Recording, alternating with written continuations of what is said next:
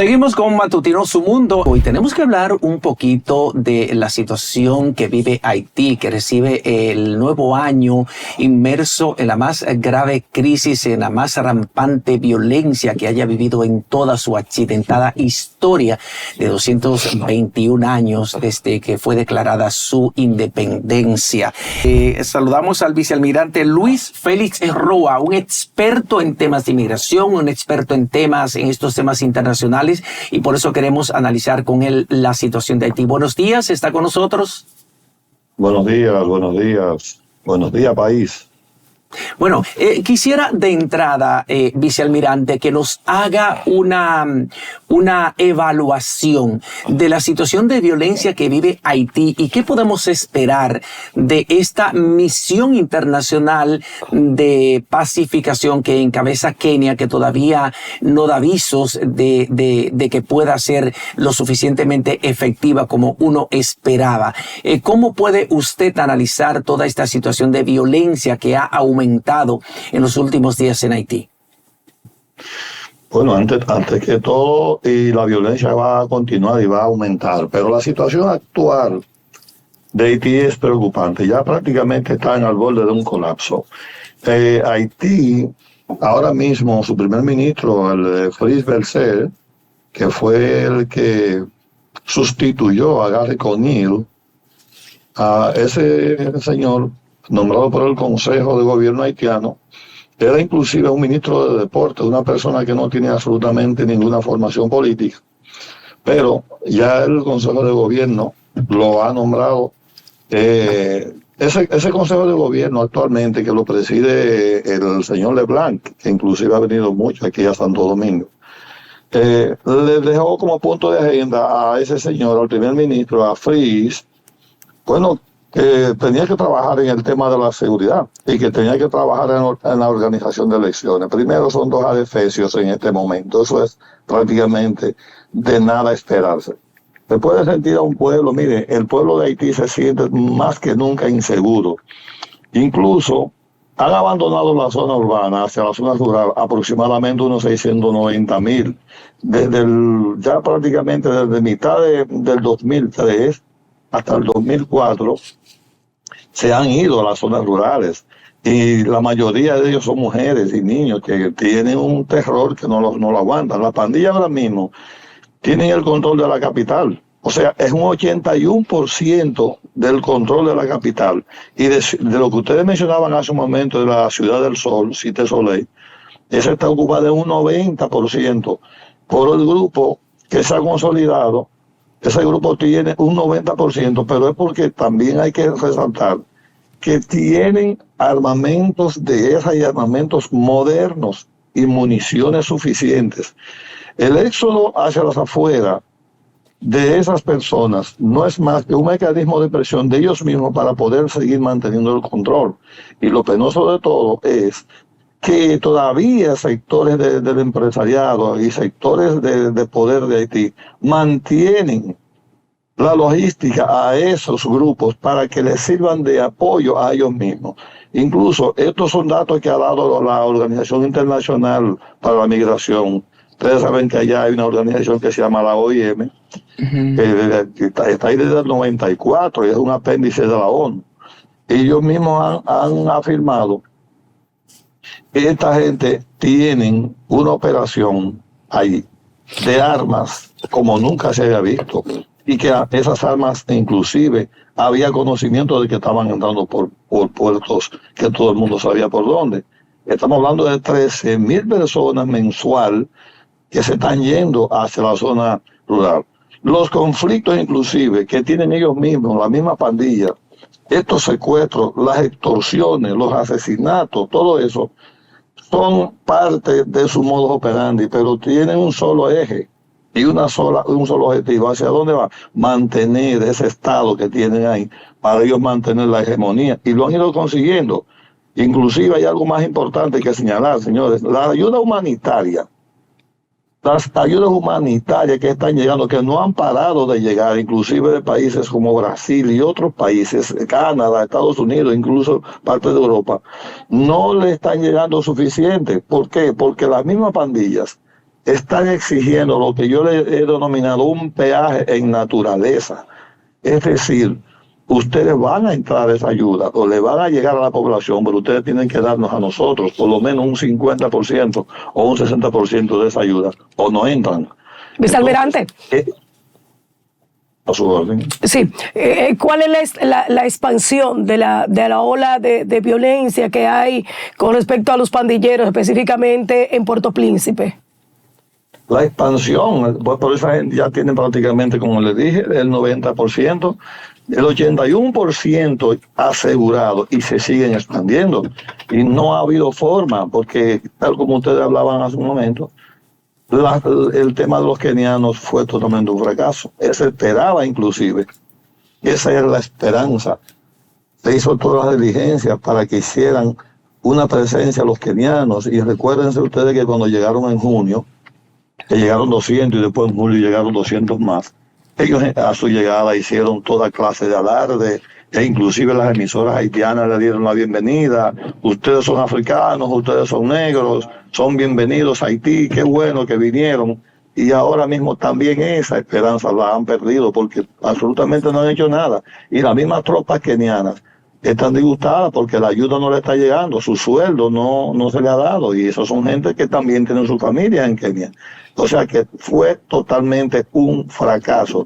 Pero también señalar algo importante en esto es que cuando las tropas llegaron, hemos dicho en reiteradas ocasiones, no trajeron un golpe de impacto, no trajeron una planificación ni una táctica operacional, no trajeron golpe, no vinieron con ninguna planificación, y por lo tanto los de las pandillas, sobre todo Cherisier, recuerden que lo primero que hizo fue cuando supo que llegó la tropa, el primero que dijo fue: estamos dispuestos a negociar. ¿Por qué? Porque tenían el temor de que iban a llegar los Rambo.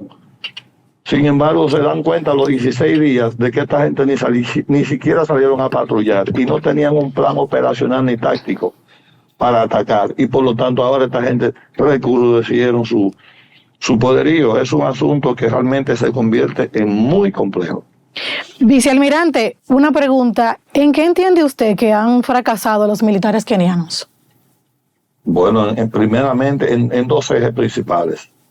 Lo primero es que no se preocuparon por planificar, por lo menos si se está anunciando un año antes que ellos vienen, era tiempo suficiente para que los mismos Estados Unidos, que son los que han anunciado que le han dado la mayor ayuda de unos 300 millones de dólares, que para mí es algo pírrico, debieron haberle proporcionado también los datos de inteligencia para que ellos pudieran hacer una planificación y llegar directamente ya con esa planificación y un golpe de impacto. Por lo tanto, eso fue totalmente un fracaso. Para mí, desde el punto de vista militar, ese fue el primer fracaso. El segundo fracaso es que ellos no sienten el apoyo que se les ha prometido. Se les prometió un apoyo y no lo tienen. Ellos se sienten como decir, para que por lo menos los oyentes puedan interpretarlo mejor, es que ellos lo único que han dicho: nosotros nos trajeron aquí, pero ¿y ahora qué va a pasar con nosotros? O sea, nosotros estamos prácticamente abandonados aquí. Quisiera que me hable, vicealmirante, de la posición, por ejemplo, de los Estados Unidos. Ha estado colaborando con ayuda financiera, económica, pero las demás potencias del mundo que de alguna manera se comprometieron con ayudar, con apoyar esta misión internacional por la pacificación de Haití, no han estado cumpliendo, y precisamente ahí deviene la preocupación y el desencanto de las tropas kenianas, porque están totalmente abandonadas. ¿Qué podría pasar si no hay una reorientación de la ayuda internacional hacia Haití?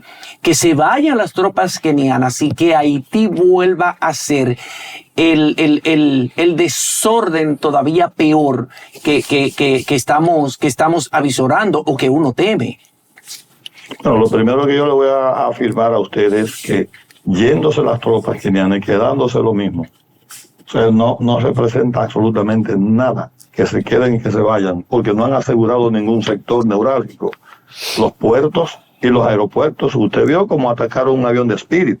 Un helicóptero de la ONU inclusive fue ametrallado. O sea, la tropa keniana lo podemos descartar, o sea, no es necesario. Ahora, el liderazgo de la ayuda, el liderazgo de las operaciones estaba a cargo de Estados Unidos. Sin embargo, Estados Unidos parece que no ha tenido un poder de convocatoria para que esos países puedan cumplir con lo que dijeron, pero el mismo Estados Unidos no ha cumplido con lo que ha prometido.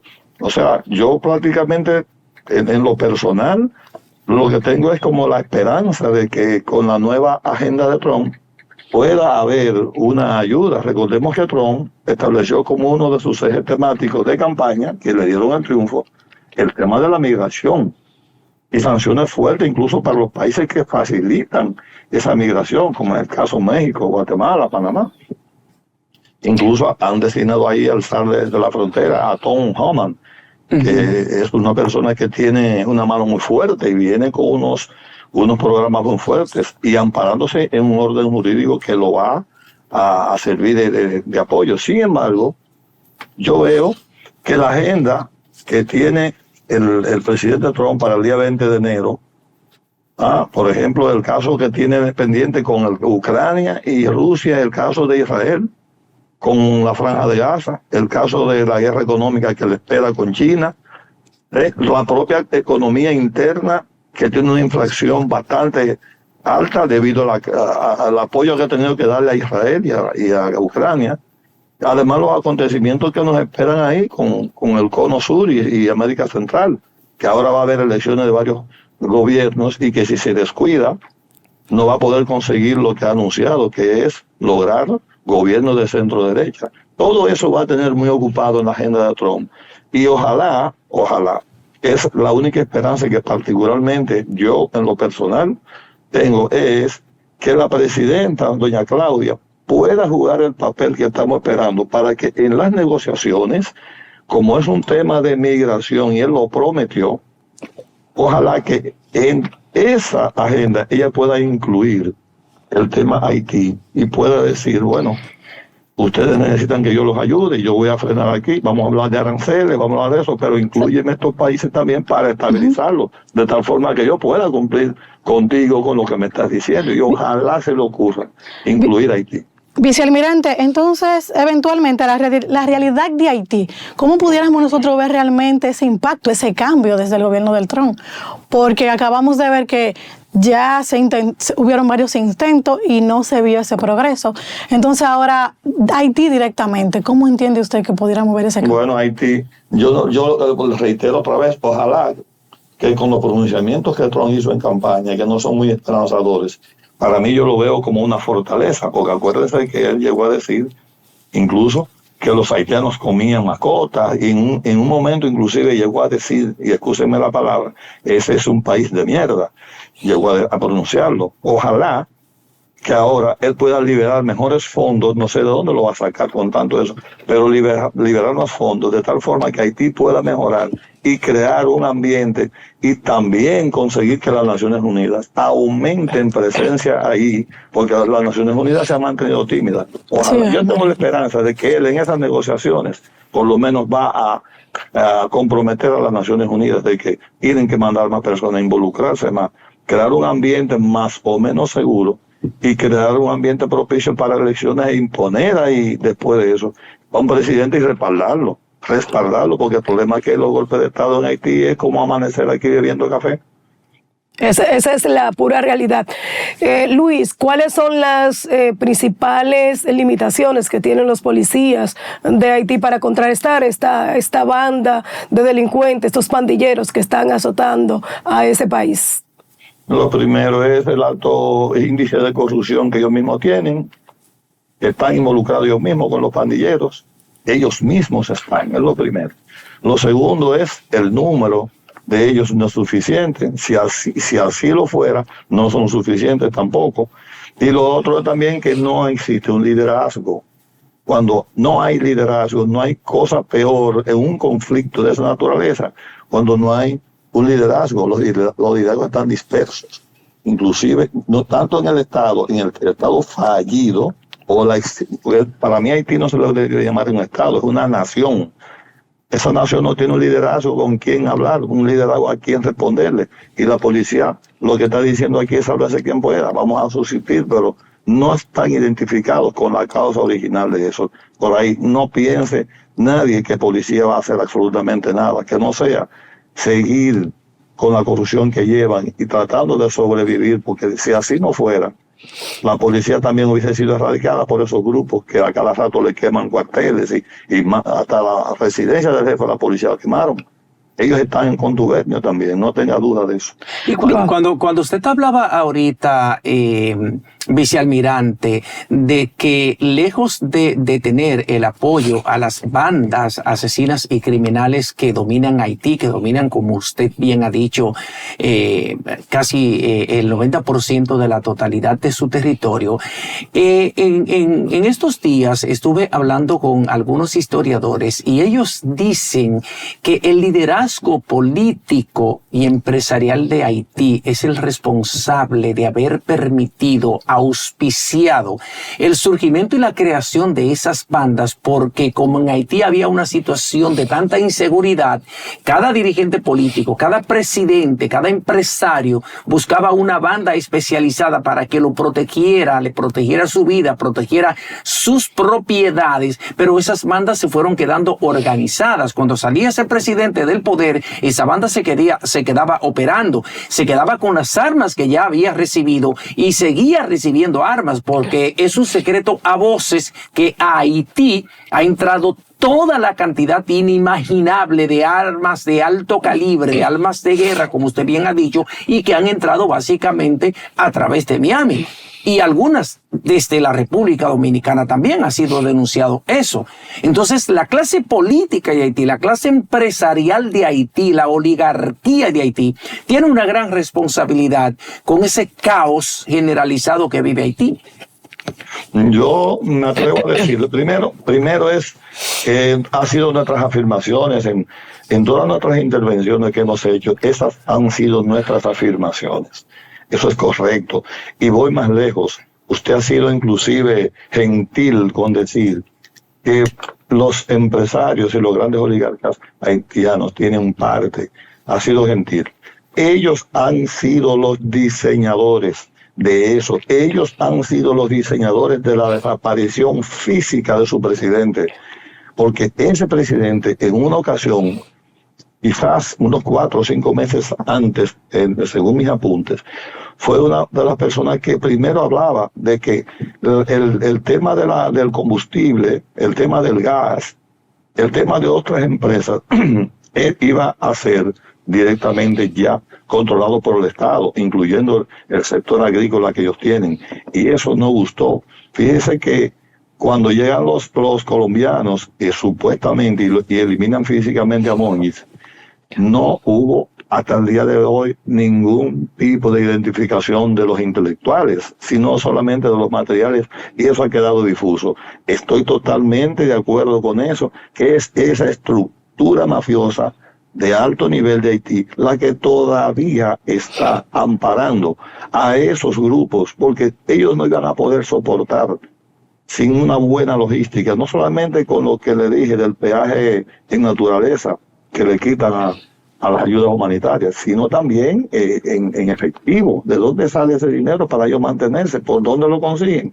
Directamente de ahí. Por eso es un tema muy complejo, que solamente la solución a mediano o largo plazo que se vislumbra es necesariamente una intervención más fuerte, con una persona gobernando y con el apoyo de un brazo militar fuerte ahí dentro que mantenga eso en orden, hasta ir erradicando a esos grupos, no controlándolos, erradicándolos. ¿Qué pasaría si terminaran asesinando al líder de ellos, a Barbecue? A GB Cherry Barbecue. No, eso no es una solución, eso no es una solución.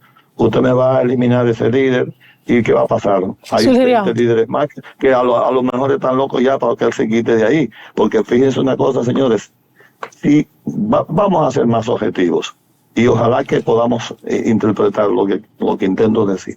Ustedes no se están dando cuenta que, por ejemplo, en el caso de Israel o en el caso de Irán, con la muerte del presidente de Irán que de un helicóptero, o por lo menos la caída del de Siria, ha habido un grado de inteligencia tan preciso para poder eliminar los principales líderes, sobre todo lo de Hamas. ¿De dónde se ha conseguido una inteligencia tan exacta como para caerle encima a un líder de altura de 30.000, 40.000 pies de un dron y eliminarlos? Y estamos hablando de una persona de quinta categoría como líder, comparado con la gente de Medio Oriente. Usted me va a decir que no hay un servicio de inteligencia más grande que el de Israel, que es Estados Unidos, para poder identificar todas esas células y en un plazo no mayor de 5 o 6 meses, acorralarlos y erradicarlos. Eso es un asunto de voluntad de los líderes. Voluntad que no hay ahora, no la hay todavía. Y ese líder que ustedes están viendo ahí tiene en parte el apoyo de un liderazgo internacional que necesita que esté ahí por el momento para ejercer ese tipo de presión en lo que se logran otros objetivos.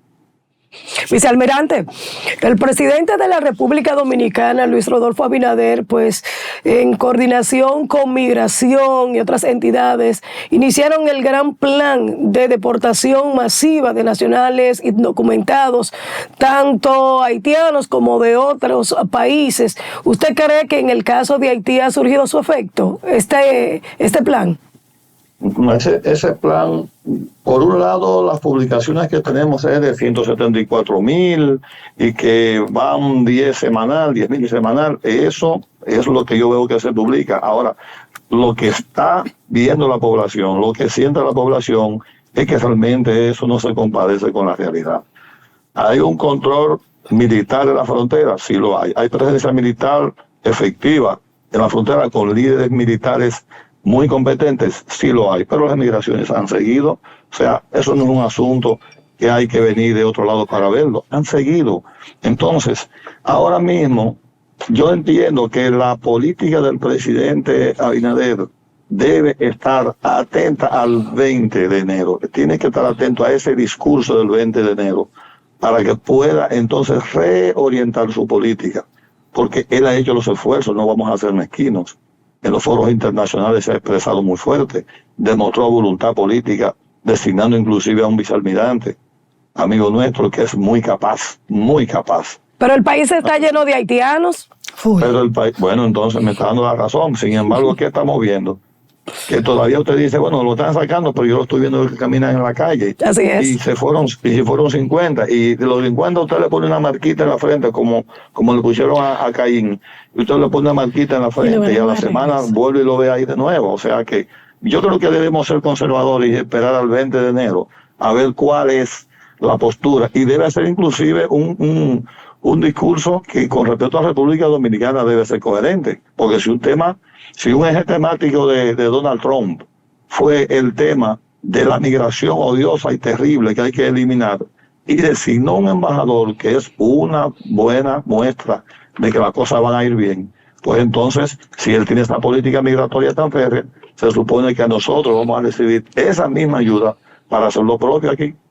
Cuando usted habla de que anunciamos, por ejemplo, desde el gobierno que iban a deportar 10.000 ciudadanos haitianos o ciudadanos en situación irregular en la República Dominicana, que sabemos que la gran mayoría, el 99.5%, son ciudadanos haitianos y que siguen ingresando a través de la frontera. Usted habla de que hay militares altamente calificados en la frontera, pero la frontera sigue siendo una ventana abierta, una gran avenida para el ingreso de centenares de ciudadanos haitianos hacia territorio dominicano. Entonces, ¿qué es lo que permite ese ingreso? Hay quienes dicen que opera una gran mafia integrada por militares, algunos de alto rango, y ciudadanos dominicanos que son los que manejan el tráfico de indocumentados haitianos. Uno no podría entenderlo de otra manera. Sí, pero mire, en todas partes del mundo las fronteras siempre han sido antros de corrupción. La frontera de México con Estados Unidos, eso es una mafia permanente. Todas las fronteras crean, es una dinámica entre negocio, comercio, modus vivendi, pero también siempre van a existir esas mafias. Eso no puede descartarse nunca. Ahora bien, una cosa es eso y otra cosa es que hemos estado comentando varias veces, reiteradas ocasiones, que hubo un festín con el tema de las visas, sobre todo de las famosas visas de estudiantes. Pedimos inclusive en una ocasión que se publicara cuántas visas se habían dado y fue algo escandaloso. Estamos hablando de 120,000 visas se estaban dando y 130,000 visas. En un mes se estaban dando hasta 30,000 visas. Entonces, esa corrupción que había por ahí con esos cónsules, ese festival, usted está viendo muchos haitianos, pero lo está viendo que andan libremente. Usted lo para y le dice, mira, yo tengo una visa. Y hay el operativo inmigración lo para y dice, no, yo tengo una visa. Esas son cosas que hay que mantenerlas bien atentos, porque cuando esas visas se venzan, hay que darle cumplimiento. Pero no podemos desconocer que hubo un festival muy alegre de muchas visas. Y esas presencias que usted está viendo ahí, independientemente de que no descarto lo que usted dice de la frontera, pero también hubo un exceso en las visas y hay muchos de ellos que tienen su estatus aquí temporalmente legal. Teniendo nosotros esta permisidad, vicealmirante, en nuestra frontera, ¿qué tan seguros estamos nosotros de que esas bandas no intenten penetrar a nuestro territorio dominicano también a cometer sus hechos ilícitos? Bueno, usted acaba de ver que recientemente capturaron aquí un jefe fuerte de una de esas bandas. Eso lo publicaron los periódicos, no le está diciendo el almirante Félix Roa. Usted lo vio que lo publicaron, lo capturaron aquí. Pues incluso lo cruzaron para aquel lado y en cuestiones de minutos ya la población lo había quemado vivo. Eso significa que sí, que habían vulnerado eso. Incluso llegaron a haber informaciones de que en el 2022 y el 2023, al final del 23, muchos de ellos consiguieron visa como estudiantes para poder entrar al país. Y están aquí de una manera mansa, tranquila, buscando la manera de sobrevivir aquí. Eso yo no lo dudo, no lo descarto, pero tampoco descarto que los servicios de inteligencia militares dominicanos estén activamente detrás de eso, porque ellos saben perfectamente que el peligro que representa para la República Dominicana la presencia de ellos. No así con los haitianos comunes, que es un tema de sobrevivencia o supervivencia, que la misma ACNUR ha calificado como grandes calificados para refugio, porque acuérdese que si la ACNUR los analiza uno por uno de los que están aquí, calificarían para eso. Vicealmirante, en esta semana Estados Unidos ha sido estremecido por dos acontecimientos que generaron pánico e inquietud. Por ejemplo, la de el ciudadano que la emprendió con su vehículo con una multitud y mató a 15 personas. Era un hombre que se había identificado con el ISIS, un hombre que había grabado inclusive previamente un video expresando todo este malestar que sentía, pero también hubo la explosión de una camioneta Tesla frente a un hotel propiedad del emporio del presidente electo de los Estados Unidos, Donald Trump. En su experiencia, ¿qué puede estar sucediendo? ¿Le estarán enviando un mensaje al presidente electo Donald Trump? Yo me identifico con ese postulado suyo. Para mí no son hechos aislados, no lo son. Hasta ahora mismo Estados Unidos tiene sus estrategias, sobre todo en el manejo de la prensa. Y si fuera República Dominicana, yo haría lo propio. O sea, no voy a alarmar a un país con casos como esos, pero acuérdense que tenemos una situación muy difícil en Medio Oriente. Recuérdense que Raisi, él murió, era un presidente islámico. También el tema del de Siria, que fue destituido. Esos eran parte de lo que le llamaban el eje de la resistencia. Y entonces, eso no han sido coincidencias, han sido golpes bajos que se le han dado a esas personas, a esos grupos de poder. como Hamas también, y se le ha hecho una baja fuerte. Y eso puede ser que haya sido mecanismo también de presión para que Estados Unidos acepte poner en su agenda el tema palestino, porque si el ataque que se le hizo a Israel a través de ese grupo Hamas era precisamente uno de los principales propósitos de ese grupo, era ese, que se volviera a poner en el tapete otra vez el tema de Palestina, que había sido olvidado. Entonces yo no dudo que el asunto anda por ahí. Sí, porque el presidente Trump, por ejemplo, en su primer mandato, reconoció al Estado de Israel. De hecho, dispuso que la embajada de los Estados Unidos fuera trasladada a Tel Aviv. Entonces, eso de alguna manera es un indicio de cuál podría ser la política de Trump, por ejemplo, en Oriente Medio y de manera más específica con Israel. Tenga pendiente algo, que el presidente casi saliente, el presidente Biden, no le dio seguridad a esos países aliados árabes. No se la dio. Fue muy ambivalente en el caso que manejó con Israel.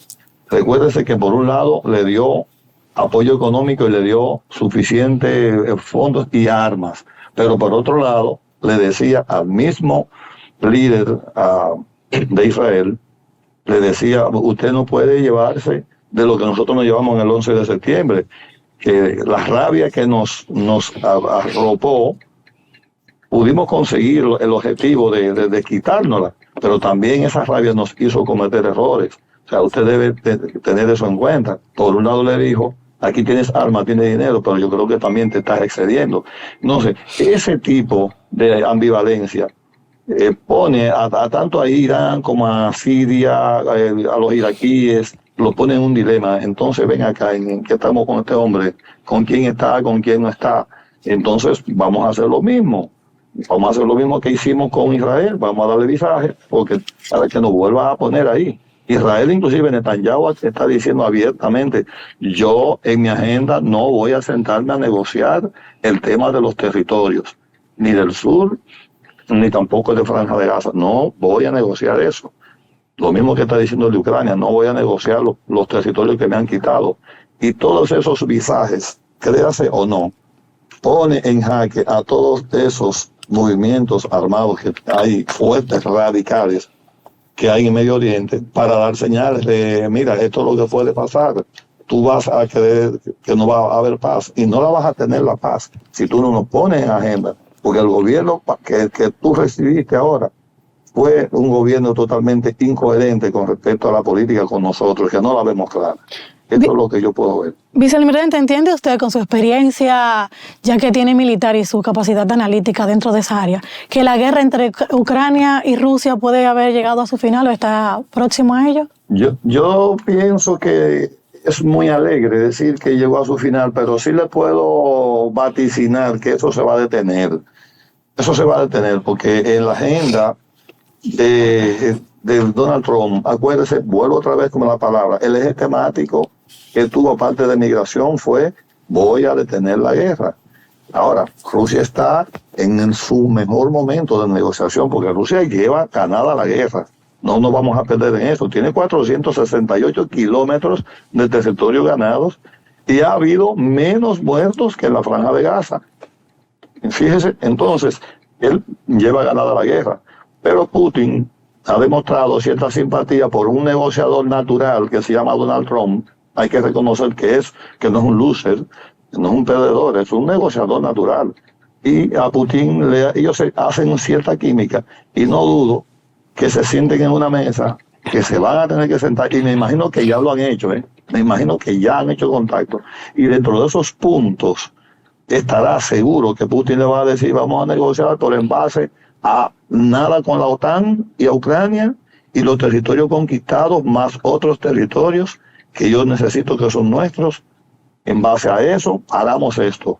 Y también la salida de Zelensky, que podría ser también una de las mejores, porque Zelensky se subió en la mata, pero ahora no sabe cómo bajarse. Y la mejor salida sería que ya que se vaya, porque de hecho su parlamento le ha dicho, usted ya cumplió con su mandato y le estamos dando este tiempo por la guerra, pero usted no ha resuelto nada. O sea que creo que va a haber es mi opinión, va a tener que salir Zelensky renunciando, poner una persona ahí, negociar de nuevo, y en esa mesa Rusia primero, recuérdese de esos puntos, él va a hablar de nada con la OTAN y Ucrania, y segundo, los territorios que ya yo tengo ya están conquistados. En base a eso, comencemos a hablar para entonces nosotros asegurarle a ustedes el suministro de gas a través de Ucrania. Y en cuanto al presidente de los Estados Unidos entrante, Donald Trump, que ha dado unas declaraciones de tomar el canal de Panamá, ¿qué opinión le merece? No. Él sabe muy bien que inclusive el recién fallecido Jimmy Carter firmó, un demócrata natural, porque para mí Jimmy Carter fue el padre de los demócratas, para mí. Y él sabe muy bien que el logro que se hizo de 77 al 99, en el cual ya se le entregaba el canal a los panameños, es un asunto que en la política exterior de Estados Unidos sería un revés, sería uno de los errores mayores. Pero reitero, es un negociador natural, eso es un mecanismo de presión, que no es por el tema de que los buques de guerra que pasan por ahí le están cobrando demasiado dinero. No es eso, es lo que está tratando de darle señales a China de que ustedes tienen las narices metidas en el canal y piensen en que tienen que irla sacando. ¿Por qué? Porque el cono sur en los próximos 2 meses o 3 meses va a comenzar a tener un movimiento de centro derecha, porque los gobiernos de izquierda que están ahí han sido un fracaso, ya están fracasando, y entonces ha habido un rechazo de la misma población, y Donald Trump está atento a eso. Entonces, si él logra un centro derecha en el cono sur y central, eso le va a ayudar mucho, y él quiere tener más control del canal, pero él sabe que es una utopía política y diplomática querer aspirar al control de Panamá. Él lo sabe, pero está negociando. Pero usted como oficial de la Armada Dominicana, que tiene una gran experiencia en seguridad de puertos, aquí en nuestro país fuimos estremecidos con el decomiso de 9.8 toneladas de cocaína en el puerto multimodal Caucedo. Guatemala, Honduras, dijeron a través de sus presidentes, a través de la Armada y la Marina Mercante, que esa droga no fue introducida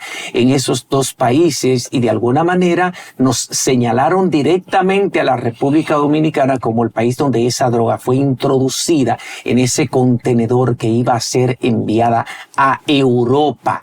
No hay una explicación de cuántos detenidos hay. Inicialmente la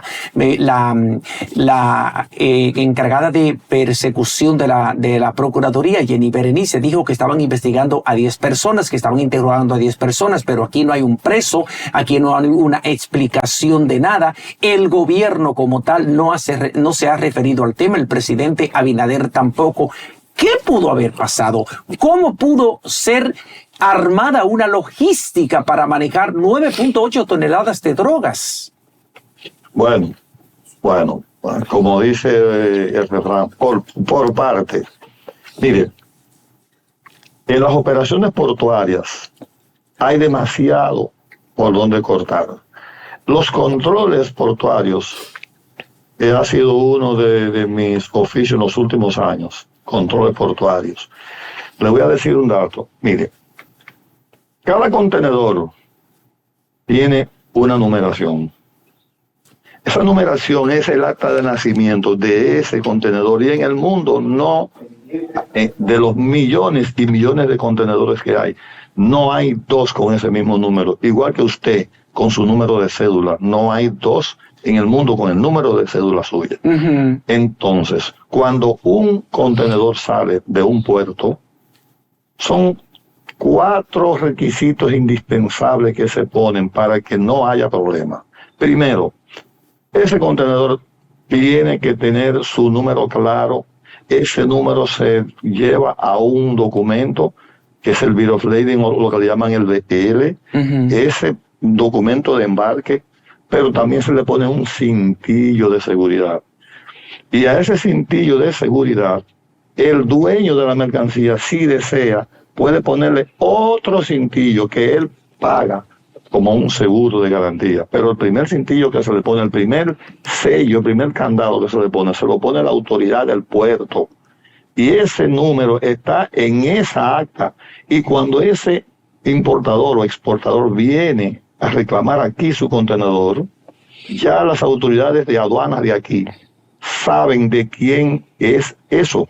¿Por qué? Porque usted, si usted iba a traer batatas o plátanos desde Guatemala, usted registró eso, y con ese número de contenedor, ya yo sé quién es el dueño de eso y por dónde va a venir y quién lo va a reclamar aquí. Todo eso se hace más en las aduanas modernas como ahora, que trabajamos para eso, para que sea un despacho rápido. Entonces, no es posible que no se sepa el origen con certeza de eso. Primero, no es posible, porque ahora mismo yo le digo a usted un número de contenedor y usted entra a Google y pone ese número de contenedor y le dice, ese contenedor está en África, en la calle está el número 22, se lo dice. Eso por un lado. Por otro lado, hay algo más importante todavía. Cuando esos contenedores llegan a puerto, están siendo revisados. Normalmente, cuando se ve que ahí hay ilícitos, lo primero que uno hace es al representante aquí, le pregunta, pero usted vino aquí a sacar ese contenedor. ¿De dónde viene ese contenedor? Mira, usted aquí dice que viene de tal sitio. ¿Y eso? Explíqueme eso. Ah, no, eso no fue lo que yo embarqué. Bueno, pues entonces, si eso no fue lo que usted embarcó, y el país de origen dicen, eso no fue lo que metieron aquí, porque aquí lo que pusieron fueron batatas, y allá dicen ahora que fue eso. Fíjense ustedes en ese dilema. Yo como puerto de origen digo, no, aquí yo lo revisé y él puso batatas. Y el de recibo dice, yo lo abrí y lo que hay es droga. Entonces, solamente nos queda un camino para resolver eso. Desde el punto de vista técnico le estoy hablando, técnicamente hablando. ¿Cuál es? Ese buque hace una travesía, y esa travesía, ese buque tiene un equipo en el puente de mando, en el puente de navegación arriba, en el puente, tiene un aparato que se llama AIS, que significa en inglés Sistema Automático de Identificación. Por lo tanto, ese aparato lo que hace es que describe la travesía que hizo ese barco. Y si llegando aquí yo quiero preguntarle a ese aparato, o dónde fue que vino ese buque, ese aparato de manera reversible me dice toda la travesía y hasta me dice si se paró en el mar y dónde se paró, porque pudo haber habido un transbordo en alta mar, pero ese aparato también lo dice.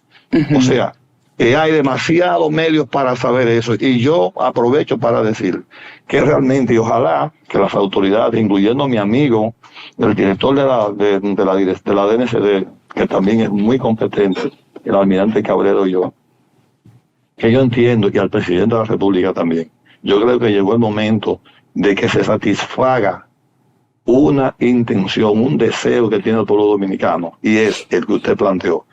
Cada vez que ustedes anuncian que agarraron 600, 800, 1,000 kilos, 1,200 kilos, díganle al pueblo dominicano quiénes fueron, porque hasta el día de hoy no le han dicho, y el pueblo dominicano tiene ese vacío.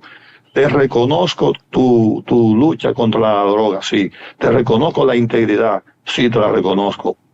Pero ¿dónde están los culpables de tanta droga que ustedes han agarrado que no han presentado el primero en la prensa? Otro dato, vicealmirante. En ese momento, cuando fue decomisado ese cargamento de 9.8 toneladas de cocaína en el puerto multimodal Caucedo, que es muy reincidente en eso, vino aquí a la República Dominicana el director de operaciones de la DEA con la plana mayor de la Agencia Antidrogas de los Estados Unidos, se reunió con las autoridades de la Dirección Nacional de Control de Drogas y con otros estamentos, y lo único que vimos en los medios de comunicación fue una declaración donde ese señor supuestamente reconoció y alabó la eficiencia de las autoridades narcóticas de la República Dominicana en la lucha contra las drogas. ¿Usted piensa que ese funcionario de tan elevada posición iba a venir a la República Dominicana solamente a alabar y a felicitar a las autoridades dominicanas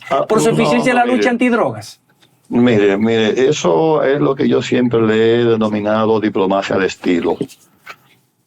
Normalmente cuando se cierra para tratar casos como eso, es decir, unas conversaciones a esos niveles, a puertas cerradas, salen a relucir demasiadas informaciones neurálgicas para un Estado. Y esas informaciones que se cruzan, en el caso del SAR de la droga de Estados Unidos y la República Dominicana, en el cual se habló claro ahí de eso, porque estoy seguro que se habló, mire, esto es de aquí, esto viene por aquí. Es posible que eso sea tan sensible que no ha llegado el momento todavía de decir esto vino por aquí. ¿Por qué? Porque el Estado es muy complejo de manejar y no necesariamente se debe decir inmediatamente, mire, todo fue por eso, porque el impacto que pudiera causar fuera catastrófico. Para mí es como, le voy a poner como un ejemplo que para que la audiencia pueda entenderlo. Es como si yo fuera médico y entro a la sala de operaciones, el paciente se me murió, pero yo tengo la familia afuera esperando. Y cuando salgo, lo primero que me preguntan es, ¿cómo tal? Dígame algo. Yo lo más que le digo, estamos tratando de ver si lo mantenemos vivo. Denme tiempo, pero estamos en eso. Yo lo veo así. Eso para que se más o menos se entienda. Pero realmente yo estoy prácticamente seguro de que ya el origen de eso ya es sabido. Técnicamente hablando, vicealmirante, ¿cómo se manejan 9.8 toneladas de cocaínas en un puerto como este? ¿Cómo se maneja? No entiendo la pregunta. El transbordo, por ejemplo, de un contenedor a otro, de un barco a otro, porque usted sabe que el puerto multimodal Caucedo opera como un puerto de transbordo. Hay pequeños barcos que llegan aquí de otros países, traen unos furgones, entonces los trasladan a otros barcos mucho más grandes, por ejemplo, llegan a otros puntos, como Europa. Es la manipulación, vicealmirante. ¿Cómo se manipula tantas drogas? Sí, pero es que el término, permítame corregirle el término porque sé que realmente es un término muy técnico. La palabra no es transbordo, porque Multimodal Caucedo, que es uno de los puertos más eficientes, donde yo inclusive trabajé por casi 4 años en operaciones precisamente de esos controles, sí le puedo decir, mire, no es transbordo, es un puerto de acopio, es decir, un barco viene con 500 contenedores, deja 300 aquí, sigue su travesía, de esos 300 viene un barco más pequeño, coge 100 y se lo lleva a Puerto Rico, el otro viene y coge 50, se lo lleva a Jamaica, es para transbordarlo. Entonces, pero no es la mercancía, es el mismo contenedor. A mí en lo particular lo que me luce es que pudo haber habido un transbordo en alta mar, es lo que a mí me luce. Abarloarse, o sea, pegarse un barco a otro en alta mar, puede haber sido, se pegó un barco a otro en alta mar, y entonces cambiaron y, ¿por qué no? Falsificando sellos. Puede haber sido que falsificaron el sello. ¿Qué sello tiene puesto? 221410. Dame uno 221410 porque es parte de una operación de mucho dinero, de miles de millones de pesos, y eso puede ser posible, todo eso.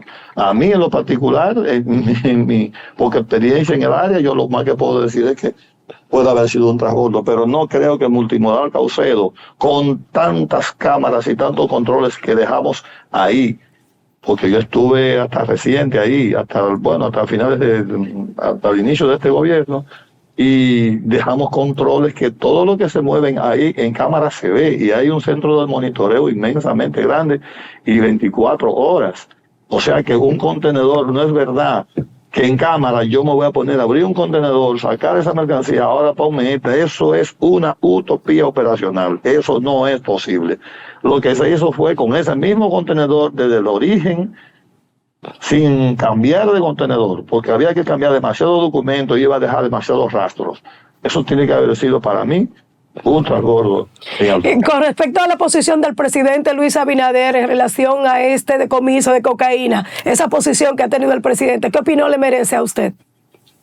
Bueno, en ese sentido yo le voy a decir algo. El presidente Abinader ha demostrado, y les reitero, no se puede ser mezquino. Ha demostrado una lucha frontal contra las drogas. Incluso el joven oficial que está dirigiendo la dirección de drogas tiene experiencia en el asunto, pero yo lo conozco en su formación académica, es una persona muy íntegro. Yo pienso que sí, o sea, el presidente Abinader sí ha estado trabajando muy de frente con eso. Una cosa es que el presidente Abinader esté diciendo de frente, como lo está haciendo, por ejemplo, con la policía, que va toda la semana y se presenta en el Palacio para dar visajes de que estoy aquí, que yo quiero seguridad ciudadana. Y otra cosa es lo que están haciendo los policías en la calle, lo que está haciendo la ciudadanía. O sea, otra cosa es lo que está haciendo un barco en alta mar. Porque dígame, ¿usted cómo le decimos al presidente? ¿Usted tiene que ver con eso? No, ya yo le dije a ustedes parte de los mecanismos técnicos, que hay más, del mecanismo técnico para averiguar eso en menos de una semana. Sí, y estoy seguro que ya eso se sabe, que seguramente ya eso se sabe por dónde anda. Ahora vamos a ver cuál será la posición final de un presidente, yo me imagino yo sentado en esa silla, diciendo, oye, pero ¿y es esto lo que ustedes me han traído aquí? Espérense, denme tiempo con eso. Yo me imagino eso yo. Bueno, le agradecemos inmensamente su comparecencia. Gracias por recibir nuestra llamada, vicealmirante Luis Félix Roa. Queremos tenerlo como una fuente permanente de consulta para el análisis de temas militares y de geopolítica internacional. Queremos contar con su colaboración aquí en Matutino Su Mundo. Por hoy, muchísimas gracias por haber recibido nuestra llamada.